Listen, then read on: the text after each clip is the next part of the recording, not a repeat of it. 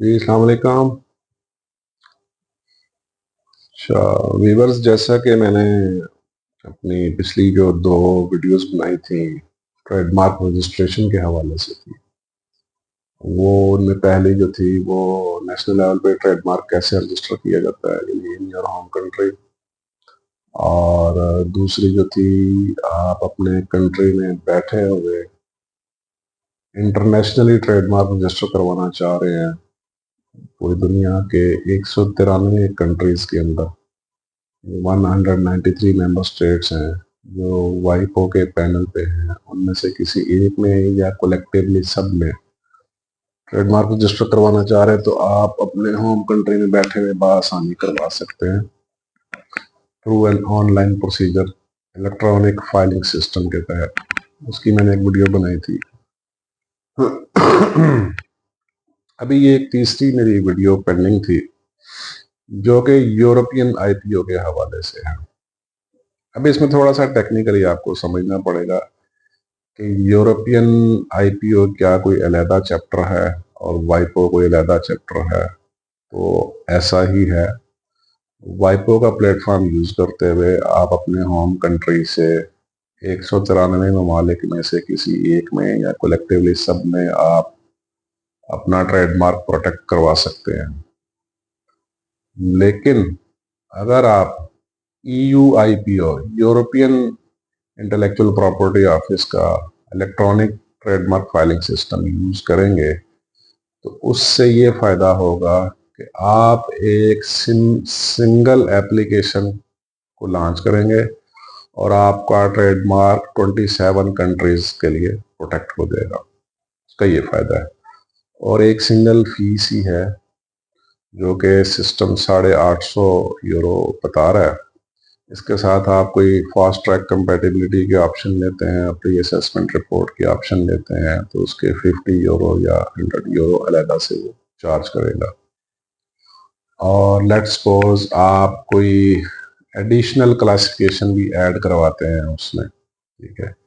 एक तो हो गई कोई सर्टेन प्रोडक्ट जिसके लिए आप ट्रेडमार्क प्रोटेक्ट करवाना चाह रहे हैं, उसी से मिलती जुलती किसी और प्रोडक्ट को आप यानी 3-4 से ज्यादा कोई एक और आप क्लासिफिकेशन, एक से ज्यादा आप क्लासिफिकेशन को सिलेक्ट करते हैं तो उसके €50 अलहदा चार्ज होंगे। ये जरा ध्यान में रखिए।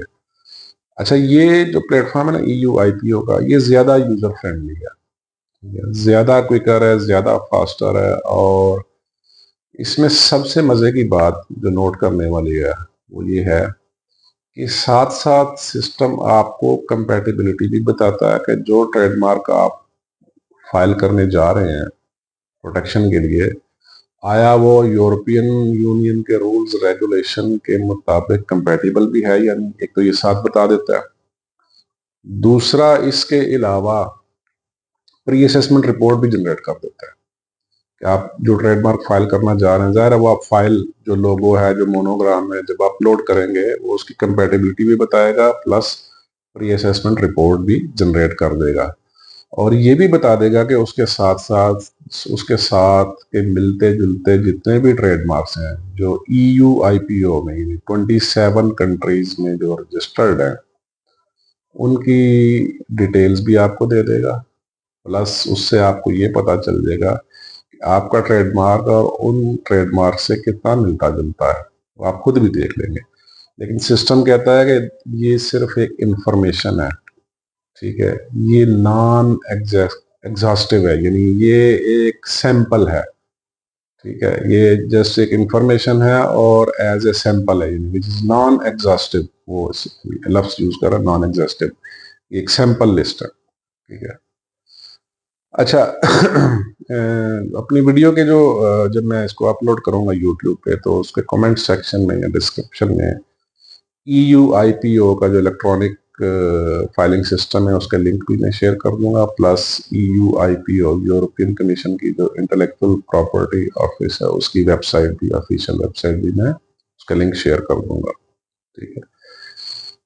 अच्छा, मैंने इसकी ना एक ड्राफ्ट एप्लीकेशन बनाई है और मैं खुद एक प्रोसीजर से इसमें से गुजरा हूँ। इसकी एक मैंने ड्राफ्ट एप्लीकेशन बनाई है just to understand the whole system. just to understand the whole filing system thoroughly. ये मैंने सामने अपने लैपटॉप में सामने खोला हुआ है, तो बहुत आसान है। कोई भी आदमी इसको खुद से फाइल कर सकता है। एक चीज बहुत जरूरी है, इस चीज को लाजमी जहन में रखिएगा। EUIPO का प्लेटफॉर्म आप यूज कर सकते हैं, उसमें आप एप्लीकेशन ट्रेडमार्क रजिस्ट्रेशन के लिए लॉन्च कर सकते हैं।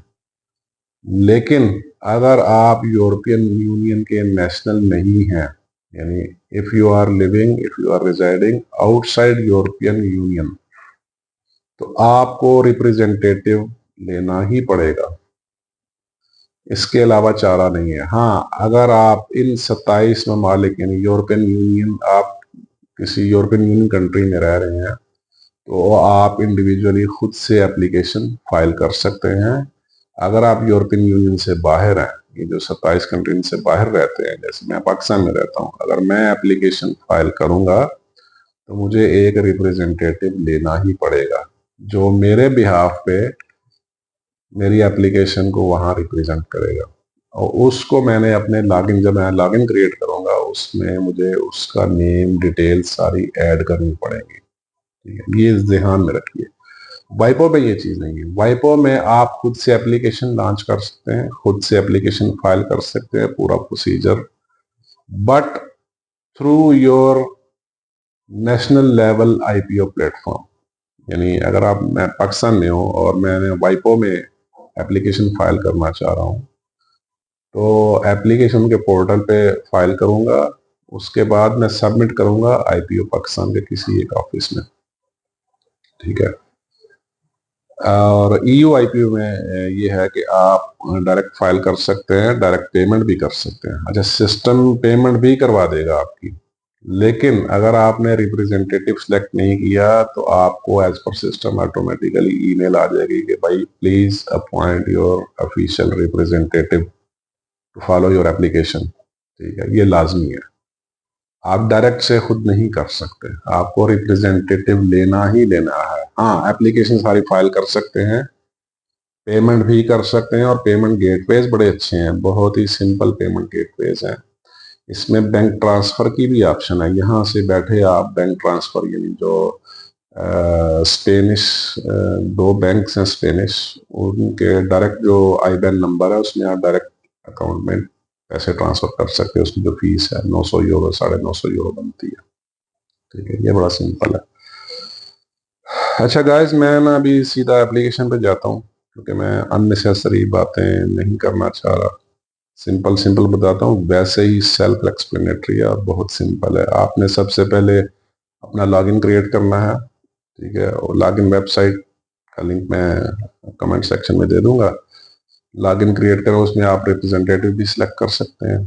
ठीक है, अपनी डिटेल्स भी डाल सकते हैं। आप एंटिटी की बेस पे अपने बिजनेस की बिहाफ पे करना चाह रहे हैं या इंडिविजुअली करना चाह रहे हैं, दोनों ऑप्शंस मौजूद हैं।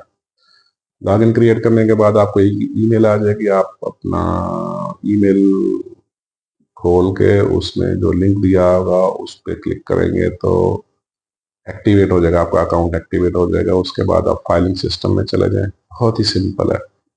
सबसे पहले आपने लैंग्वेज सेलेक्ट करनी है, फर्स्ट लैंग्वेज, जो कि मैंने एक ड्राफ्ट बनाया है। मैंने एप्लीकेशन पूरी नहीं फाइल की, मैंने एक ड्राफ्ट बनाया है, और टिल एंड तक मैंने ड्राफ्ट बनाया, टिल पेमेंट तक, बस लास्ट मैंने पेमेंट नहीं की। ठीक है, अच्छा, मैंने फर्स्ट लैंग्वेज इंग्लिश सेलेक्ट कर ली। दूसरी मैंने, अच्छा, दूसरी जो सेकंड लैंग्वेज है ना, वो 4 लैंग्वेज है, उसमें से आपको एक सेलेक्ट करनी ही पड़ेगी। सिस्टम की रिक्वायरमेंट है। उसमें मैं आपको बता देता हूँ, एक स्पेनिश है, एक जर्मन है, एक फ्रेंच है, इटालियन है। मैंने एज एन एग्जांपल एक स्पेनिश लैंग्वेज को सिलेक्ट कर लिया है। उसके बाद आपने ट्रेडमार्क बताना है, ये वर्ड मार्क है या फिगरेटिव है। ट्रेडमार्क है तो, अगर वर्ड मार्क है तो सिंपली आप वर्ड जो उसमें, जैसे एग्जांपल फिलिप्स है, ठीक है, तो फिलिप्स डायरेक्टली आप उसमें फिलिप्स लिख देंगे, सिस्टम उसको समझ जाएगा। अगर आप लेते हैं फिगरेटिव, ठीक है, फिगरेटिव में जैसे आपने कोई नॉन स्टैंडर्ड अल्फाबेट्स यूज किए हैं, कोई स्टाइलाइज्ड अल्फाबेट्स यूज किए हैं, जिनका ना तो कोई स्टैंडर्ड से ताल्लुक है, ना तो कोई डिजाइन से ताल्लुक है, फॉन्ट से ताल्लुक है, आप उसमें जाएंगे। तो मैंने एग्जांपल, एज एन एग्जांपल आप फिगरेटिव में ले लिया है। फिर फिगरेटिव लिया है या इससे अलावा कोई लिया है तो वो फिर कहता है भाई इसकी फाइल अपलोड करें, मैंने फाइल भी अपलोड कर दी। उसके बाद वो कह रहा है आप गुड्स या सर्विसेज में चले जाएं, आप इस ट्रेडमार्क को जिस प्रोडक्ट पे लेबल करेंगे उसकी डिटेल दे दें, वो किस किस्म की प्रोडक्ट्स है, वो क्या चीज़ है, उसकी सर्टेन क्लासिफिकेशन। ये सिस्टम आपको क्लासिफिकेशन की एक लिस्ट है लंबी, उसकी तरफ ले जाएगा। तो उसमें अगर आप एक क्लासिफिकेशन सेलेक्ट करते हैं जो भी आपकी रेलिवेंट बनती है, और ये इसमें एक और अच्छी बात है, ये हार्मोनाइज्ड बेस्ड है, यानी जो हार्मोनाइज्ड कोड्स होते हैं ना, एक्सपोर्ट के लिए यूज होते हैं, ये उसकी बुनियाद पे ये लिस्ट बनी हुई है, विच इज वेरी ऑथेंटिक और वेरी इंफॉर्मेटिव और वेल एक्सप्लेन्ड है। उसमें बड़ी क्लियरली हर चीज लिखी हुई है। ठीक है, अगर आप एक क्लासिफिकेशन सेलेक्ट कर रहे हैं तो उसके कोई एडिशनल चार्जेस नहीं, अगर एक के अलावा करेंगे तो 50 यूरो चार्ज होंगे, ये जहन में रखिए। यानी 850 फीस है, अगर आप एक और लेते हैं तो 900 हो जाएगी, 900 यूरो फीस हो जाएगी। सिलेक्ट कर लें, उसके बाद आप कोई एप्लीकेंट ऐड करना चाह रहे हैं अपने ब्याह पे, एक एप्लीकेंट भी आप और ऐड कर सकते हैं, प्लस आप रिप्रेजेंटेटिव भी ऐड कर सकते हैं, और वो आपको करना ही पड़ेगा क्योंकि आप यूरोपियन यूनियन से बाहर हैं। अगर अगर आप यूरोपियन यूनियन में रहते हैं, उनके नेशनल हैं, जो भी है सिलसिला, वो या पीआर होल्डर है, तो आप खुद से कर सकते हैं। अदरवाइज आपको रिप्रेजेंटेटिव लेना ही पड़ेगा जो कि यूरोप का नेशनल हो या यूरोप का पीआर होल्डर हो। ठीक है। अच्छा, ये सिस्टम साथ साथ ना कंपैटिबिलिटी रिपोर्ट भी बता रहा है। ये जो आपने ट्रेडमार्क सेलेक्ट किया है, जो मेंशन किया है, ये यूरोपियन यूनियन ट्रेडमार्क रजिस्ट्रेशन के जो रूल्स एंड रेगुलेशन है उसके साथ कंपैटिबल है, यानी उसकी डिजाइन, उसका जो स्टाइल है, जो भी रिक्वायरमेंट है। तो ये एक ऐप है जो इस इनके ई फाइलिंग सिस्टम के साथ सिंक्रोनाइज्ड है, इसका नाम है फास्ट ट्रैक। ये आपको साथ साथ बता रही है, तो इसने ये मुझे कह दिया है कि ये कंपैटिबल है। और उसके बाद आप प्री असेसमेंट रिपोर्ट लेना चाह रहे हैं तो भी वो आपको बता देगा। ठीक है, ये प्री असेसमेंट रिपोर्ट भी आ रही है, उसमें कोई कोई शुबात है, कोई उसकी रिकमेंडेशंस हैं तो भी बता देगा।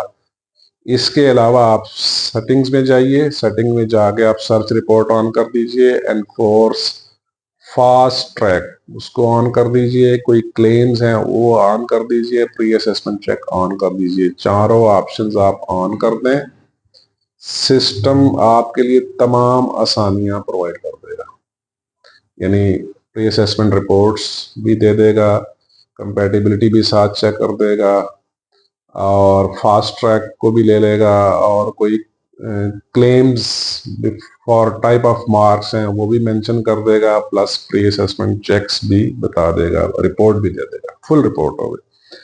लेकिन सिस्टम कह रहा है कि ये रिपोर्ट सिर्फ एज एन इंफॉर्मेशन है, यानी विच इज नॉन एग्जॉस्टिव।